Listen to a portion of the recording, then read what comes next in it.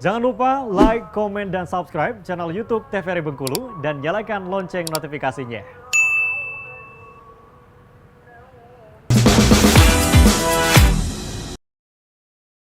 Assalamualaikum warahmatullahi wabarakatuh. Halo pemirsa, bagaimana nih kabarnya hari ini? Semoga selalu dalam keadaan sehat walafiat dan tetap bersemangat. Hari ini jumpa lagi bersama saya Uter Nova Dini, tentunya dalam acara opini obrolan pas di sini. Nah pemirsa, hari ini kita akan membahas mengenai Gen Z, yang mana kita tahu ya di sosial media tuh mulai sering dibahas nih Gen Z ketika terjun ke dunia pekerjaan seperti apa. Nah, hari ini kita bakal ngobrol dengan seseorang Gen Z, tapi banyak hal positifnya nih tentunya. Dengan tema kita pada hari ini, Gen Z mengedukasi, bersama dengan Alia Afifa Izwandi. Langsung saja kita sapa. Halo Alia. Halo Kak. Gimana kabarnya hari ini? Alhamdulillah sehat. Alhamdulillah sehat. Gen Z ya. Okay. Nah, kamu ini mau tahu tentang kamunya dulu ya. Ini aslinya lahirnya dari mana nih? Kalau aslinya aku kayaknya asli Bengkulu ya Kak. Kalau ditanya asli tuh agak bingung dikit sih. Kenapa? Karena kan aku juga pernah tinggal di Mukomuko, Kabupaten Mukomuko. Terus dari mama papa tuh beda-beda. Kalau dari mama ada Palembangnya, ada Mananya. Jadi kayak aku bingung kalau ditanya. Cuman kayaknya asal Bengkulu aja deh, karena aku emang lahir di sini. Terus kayaknya hidup juga kayaknya lamaan di sini sih. Anak Bengkulu asli ya, artinya betul. Ya itu, walaupun dari Mukomuko, dari mana pokoknya lahirnya di Bengkulu, besar di sini berarti anak Bengkulu asli. Sekarang kegiatannya apa aja nih Alia? Kegiatan aku ya menjadi mahasiswi, terus aku juga ngisi waktu luang dengan aku jadi tenaga pengajar di Politeknik Kesehatan Bengkulu, Kemenkes RI. Terus aku juga kayak ada private course gitu, aku ngajar beberapa murid. Ya kalau saat ini baru satu sih, karena biasanya aku tuh ada beberapa murid kan Kak. Cuman karena aku mengecilkan lagi lah supaya aku tidak terlalu capek menjadi mahasiswi itu kan. Jadinya aku cuman satu saat ini muridnya gitu. Berarti saat ini juga fokusnya adalah menjadi mahasiswi. Betul. Tetap fokus kuliah ya. Fokus kuliah dulu sih, akademik nomor 1. Akademik nomor 1. Nah, menurut Alia sendiri nih, Gen Z sekarang seperti apa sih sebenarnya? Kan banyak tuh di sosial media kalau kita lihat kan, Gen Z tuh begini, Gen Z begitu. Menurut Alia sendiri bagaimana? Kalau menurut pandangan aku sendiri sih Kak, mungkin ada banyak orang ya yang melihat Gen Z tuh kayak malas-malesan, lebih terus, banyak negatifnya gitu ya. Kenapa gitu? Padahal kayak menurutku ya, sekarang tuh udah banyak banget generasi Gen Z lah ya. Maksudku even generasi apapun itulah udah upgraded gitu. Kayak udah upgrade karena mereka juga sekarang kita udah hidup di era teknologi kan. Jadi aku rasa kita juga lebih gampang untuk engage dengan teknologi itu sendiri. Jadi kayak menurutku ya mungkin emang kebanyakan negatif yang terlihatnya, padahal juga banyak loh anak-anak muda yang sebenarnya tuh punya positifnya. Cuman mungkin memang tidak ke-expose oleh kamera, iya menurutku gitu. Dan aku ngerasa memang perlu sih untuk Gen Z saat ini itu tuh digali lagi sih potensinya, karena mungkin memang karena terlihat negatifnya tadi, mereka belum tahu nih passion mereka apa, di mana mereka punya keinginan, terus mimpi itu tadi. Jadi belum kegali secara dalam sih menurutku. Jadi that's why orang bisa ngelihatnya itu kayak negatifnya aja. Aku juga bingung sih kenapa bisa gitu. Mungkin karena ini sih pola pikir masyarakat tadi ya, karena kebentuk. Sebenarnya apapun generasinya balik lagi ke individunya nggak sih? Betul, aku setuju banget. Betul, setuju Banyak juga milenial atau mungkin yang sebelum itu kan ada juga plus minusnya masing-masing. Iya, dan betul. Gen Z juga banyak seperti Alia udah mengedukasi nih. Aduh. Yang katanya Gen Z malas-malasan, enggak juga. Ada bukti realnya di depan mata aku sekarang. Di depan mata kita semua pemirsa opini. Nah, kalau kamu sendiri, kenapa sih tertariknya ke dunia pendidikan? Kalau ditanya itu sih sebenarnya karena memang aku diarahkan sama orang tua ya Kak awalnya diarahkan. Dan aku rasa teman-teman di luar sana juga mostly kebanyakan itu juga diarahkan sama orang tua kan awalnya. Karena orang tuaku bilang, ntar kalau kamu jadi tenaga pendidik atau jadi guru, jadi dosen, kamu enak nanti kalau someday kamu punya anak kamu libur, kamu juga libur gitu. Cuman itu as a simple as thought my mom gitu kan, kayak sesimpel itu pemikiran mama aku.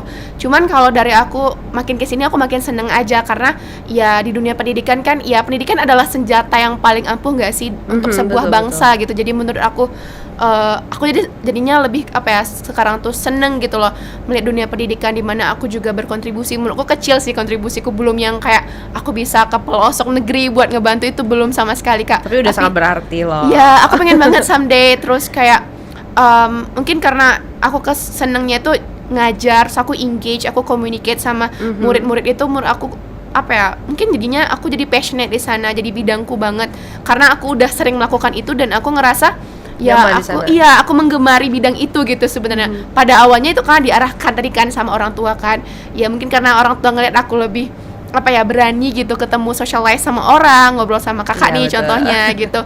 Terus kayak ya makin kesini aku makin seneng aja sih Kak, dengan isu-isu pendidikan pun sebenarnya aku nggak terlalu melek ya, tapi aku juga cukup sering dengar-dengar gitu sih isu pendidikan yang mungkin kurang mengenakan, terus mungkin juga yang sudah ada yang terbaru, terus kayak yang mungkin update aku juga ikutan dengar, cuman nggak terlalu yang kayak terlalu cebur ke dalam itu. betul. Gitu ya. betul. Tapi ketika orang tua nih mengarahkan mengenai kamu untuk menjadi tenaga pendidik, itu sempat nggak sih ada penolakan di hati? Apalagi kan kalau era kita sekarang nih ngelihat profesi itu nggak cuma dokter, nggak cuma guru, banyak sekali profesi yang sekarang mulai happening gitu loh, banyak diminati oleh orang. Nah ini kamu diarahkan untuk menjadi tenaga pendidik, sempat ada penolakan nggak sih dalam hati kamu? Tentunya sempet ya Kak, karena waktu itu aku remaja, biasa kan pubertas ya Iya, Kak, jadi betul. kayak banyak banget tuh kayak apa ya, di otakku overthinking, terus aku kayak pilihan-pilihan di depan mata gitu kan, lihat teman-teman, terus lihat di internet gitu, kayak sebenarnya aku bisa nih di sini, tapi kenapa aku diarahkan ke sini gitu. Sebenarnya waktu itu aku gitu Kak, cuman kan makin apa ya, makin kesini tuh makin ngerasa kayak ya mungkin memang Jalannya itu ya, itu memang ya. jalannya gitu, karena emang orang tua aku bisa ngeliat itu kali ya dari aku. Terus aku juga legowo nerimanya karena aku passionate aja sih Kak, aku seneng buat ngejalaninnya. Terus walaupun emang awalnya itu aku ngerasa banyak hal yang mungkin aku pengen banget gali dari jurusan lain, tempat lain, dan aku ngerasa kayaknya aku bagus deh jadi peneliti, kayaknya aku bagus deh kalau aku jadi seorang, bahkan pernah pengen jadi pramugari, itu jauh banget kan dari dunia pendidikan ke sana gitu. Cuman ya maksudnya apa ya, ngerasa itu awalnya tuh kayak bingung kan, cuman karena diarahkan tadi sama orang tua ya aku ngikut aja gitu ya. Berarti sebelumnya pengennya jadi pramugari malah. Iya, pengen banget, gak tahu kenapa, kayak seru gak sih keliling dunia, explore gitu. betul. Ini aku belum pernah jalan-jalan sambil kerja gitu ya. Kayak seru gitu, Gen Z banget. Pokoknya pengen yang seneng-seneng aja, instan gitu. Nah, ini berarti itu jadi alasan untuk mengambil jurusan bahasa Inggris. Iya, aku suka banget bahasa Inggris Kak, aku seneng belajar bahasa Dari? baru. Karena mungkin dulu itu aku sempet les ya Kak. Terus aku ternyata mikirnya gini waktu itu, kayak ternyata ada bahasa yang memang gampang gitu, nggak kayak bahasa Mandarin atau bahasa Jepang yang punya kayak bentuknya aksennya aja beda gitu itu ya. alfabet, kita kan alfabet ya Kak. Nah, bahasa Inggris itu ternyata gampang ya, kayaknya kalau misalnya aku tahu artinya, aku tahu semuanya gitu waktu masih kecil, pemikiran masih kecil. Terus waktu di tempat les itu aku yang kayak paling lancar. Terus mungkin orang tua aku ngelihat dari sana ya, kayak orang tua aku bilang, ambil aja bahasa Inggris gitu kan, kamu kan bagus. Mungkin karena aku juga dari SMP gitu Kak, aku sering ikut storytelling gitu loh, jadi kayak mungkin emang keasah kali ya bahasa Inggrisku. Aku seneng juga ngobrol sama semua, mungkin itu pakai bahasa Inggris atau bahasa Indonesia. Aku juga mungkin dari sana sih orang tua aku ngelihat aku passionnya di bidang pendidikan, terutama bahasa Inggris sendiri sih. Dan ketika masuk nih jurusan, akhirnya bulet nih keputusan, masuklah jurusan bahasa Inggris. Apakah sesuai nggak sih dengan ekspektasi kamu? Atau sempat nih kayaknya salah jurusan deh? Biasanya ada gitu kan, dilema-dilema seperti itu. Iya.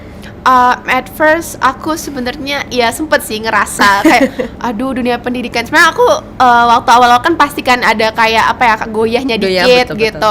Cuman waktu di bahasa Inggris pun gak ada nyeselnya, cuman ngerasa kayak goyah, kenapa ya kemarin gak coba ini gitu. Kayak maunya apa tuh?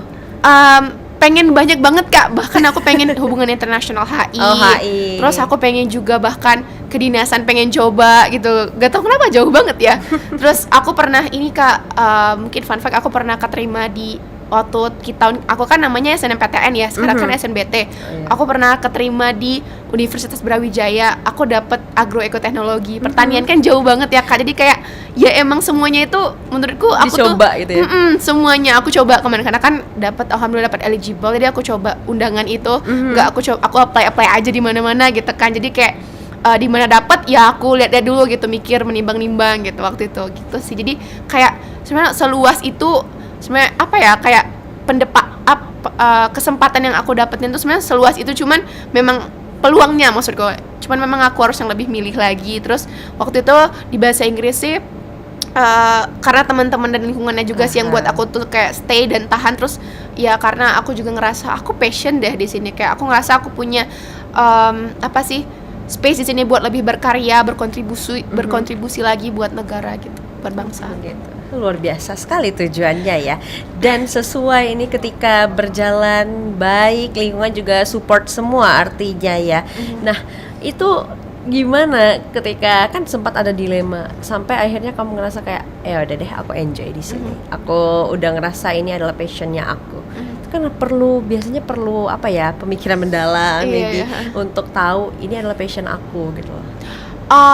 Mungkin aku kaitkan dengan aku kan suka banget ya Kak, sering mengikuti berbagai perlombaan, dan di sana tuh aku sering jadi juru bicara dan pakai bahasa Inggris, lombanya internasional. Terus di sana aku ngerasa passionate banget dengan kayak kayaknya seru deh kalau di pendidikan bahasa Inggris itu aku bisa ngasah kemampuan bahasa Inggris aku. Terus that's why aku enjoy ya dari sana. Terus kayak aku karena sering ikut lomba tadi, aku lebih bergairah lagi untuk ikut kegiatan yang memang mungkin memberikan exposure bahasa Inggris, terus mengeducate orang dengan aku misalnya sering banget kadang dosen tuh jadiin kamu jadi moderator dan jadi MC gitu, terus pakai bahasa Inggris gitu, atau kamu bantu deh di kegiatan saya, di pengabdian saya gitu. Itu sih Kak, menurutku hal-hal kecil yang buat aku tuh ngerasa jadinya nyaman di pendidikan bahasa Inggris, yang awalnya tuh goyah sih sebenarnya. Bukan kalau mau dibilang kayak nyesal tuh enggak sama sekali sih, cuman kayak goyah sedikit, kayak aduh kenapa aku nggak ambil jurusan lain ya. Padahal kalau dipikir-pikir kan Kak, kalau misalnya kita jurusan lain terus kita bisa bahasa Inggris, itu jadi poin plus kan, betul, buat kita. Misalnya kayak bener. Orangnya jadi jurusan misalnya hukum, dia going to be a lawyer gitu, terus kalau misalnya dia udah pinter bahasa Inggris, dia bakalan dikenal di kancah internasional gitu. Betul. So that's why aku kayak ngerasa hal-hal kecil itu sih yang membuat aku tuh kayak ngerasa enjoy dengan yang aku punya sekarang, terutama di menjadi seorang alumni lah pendidikan orang mahasiswa bahasa Inggris gitu. Oke. Jadi dapetnya dari sana lah. Iya, enjoy-nya. Nah, gitu. ini aktif ikut lomba-lomba dari biasanya karena aku dari SMA, aku suka banget. Dari SMA. Even dari SMP yang aku bilang tadi, aku suka storytelling kan Kak. SMA itu kayak udah karya tulis tuh, udah mulai karya tulis. Di kuliahnya itu yang lebih banyaknya. Kalau di SMA itu aku pernah ke Bali buat presentasi karya tulis. Terus kalau di kuliah itu udah nyampur Kak lombanya, udah karya tulis. Terus aku juga lagi, ya? Aku pernah jadi kayak ikut seminar buat jadi presentasi research artikel gitu, penelitian artikel. Itu kita bahas di segmen berikut ya. Boleh. Sekarang kita jeda dulu. Boleh.